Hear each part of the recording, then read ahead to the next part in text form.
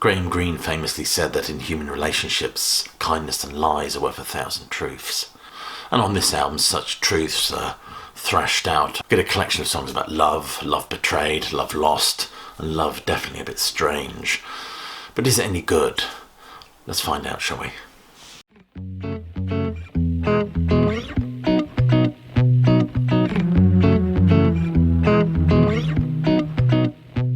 Welcome classic rock fans to an episode of New Album Review, where new albums are excavated and explored, as I like to say. Today we're looking at the new Elvis Costello and the Imposters record, The Boy Named If. If you're new to my channel, please do click like and subscribe and do all that other stuff, as well as checking some of the links below this video for ways you can support the sterling work done here at Classic Album Review. Elvis Costello is one of those artists I approach with some trepidation, to be honest with you. His vast catalogue, I think this is his 29th album if I'm not mistaken, is varied, experimental and eclectic, which is no bad thing, but it also means that not everything he does is my cup of tea. I must admit, and he probably gets tired of hearing this, I much prefer the punky nervousness of his earlier albums. So on this album he's back with the Imposters, essentially the Attractions minus one member if I'm not mistaken. And on hearing a preview of this album, I thought it was definitely worth investing in. This album demonstrates that Elvis Costello is still capable of producing charmingly eccentric, spiky, poignant compositions. The central conceit of it, as you can see from the cover, is it's supposed to be like a storybook for children. In fact, I think the deluxe edition actually comes with a sort of a picture book. Elvis Costello has, of course, elaborated on the concept behind The Boy Named If. The album's full title is Boy Named If and Other Children's Stories. In fact, he went on to explain that If is a nickname for your imaginary friend, your secret self, one who knows everything you deny, the one you blame for the shattered crockery and the hearts you break, even your own.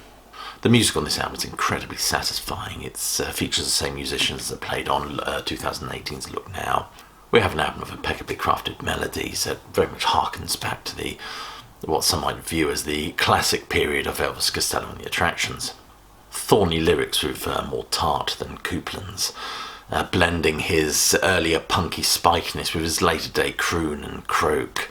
And his backing band, the Imposters, are sharp and vibrant and really lead the assault on this album. If you think about the tracks on the album, Farewell OK leads the charge with a song that concerns itself with a jilted lover, a popular motif, it seems, in Costello's work. In this Little Richard Lucille-styled romp, all this bitterness is spewed out in and actually between the lines. You have to dig for it a little bit. I thought you'd change and get a little humble, he sings. It has as I said, it has a very distinctive retro sound in the sense that it seems to be accessing that classic Costello and the Attractions vibe, partly attributed to Steve Naive's organ and those wonderful stabbing attacks on guitar. Gives it almost malevolent quality. The Boy Named If has a wonderful punky, jittery, quasi-symphonic vibe about it, with gloriously erratic phrasing, which recalls the best days of the Elvis Costello and the Attractions, those early days. Probably get sick of me saying that by the end of this review, but I can't stress it enough. And this song is about a larger-than-life trickster, has to be said, with its come-together groove.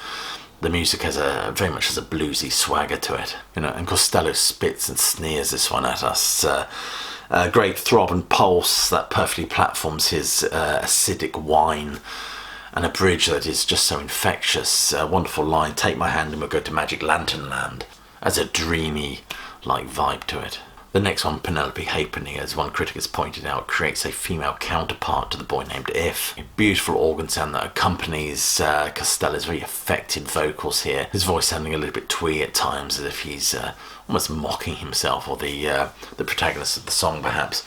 And this is perfectly served by the instrumentation provided by the band, of course. Great bass and drum sound all contributes to the very almost hooky romanticism and retrospection of this number. The Distance has this great chugging guitar and lovely melodic tinkle on the piano. A song about a woman that's in a bad relationship, or perhaps the protagonist of a Greek tragedy. It's hard to tell, because there certainly seems to be some rather buried or suggested allusions to incest and patricide. But these, of course, are all wrapped up in a wonderful chorus, so we can just let that slide, can't we? What If I Can't Give You Anything But Love is a song that seems to be lamenting the end of an extramarital affair. One can sense the disappointment and ache in Costello's voice here, and perhaps the anger in the screeching guitar. Great guitar solo in this, by the way, which calls a distinctly 60s trippy vibe. Painting the Red Rose Blue it seems to be about the end of a relationship, with the analogy made to the red rose of love being painted a very melancholic shade of blue. Mistook Me For a Friend is a pounding number, very reminiscent of those early numbers. A great beat and bouncy organ line. I love the line in this song, I carry velvet gloves because the blood gets on your hands. My Most Beautiful Mistake is a distinctive R&B vibe. I love the groove of this one. All about a woman whom the narrator seems can't stand, yet at the same time he admires her for being able to recognise his duplicity.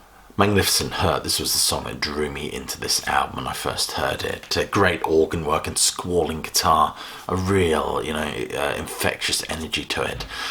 The song explores a very special kind of love that definitely hurts, need I say more. Great bass, pump it up indeed. It has a real R&B yowl to it. It's almost like a blending of early Animals with the Venturas.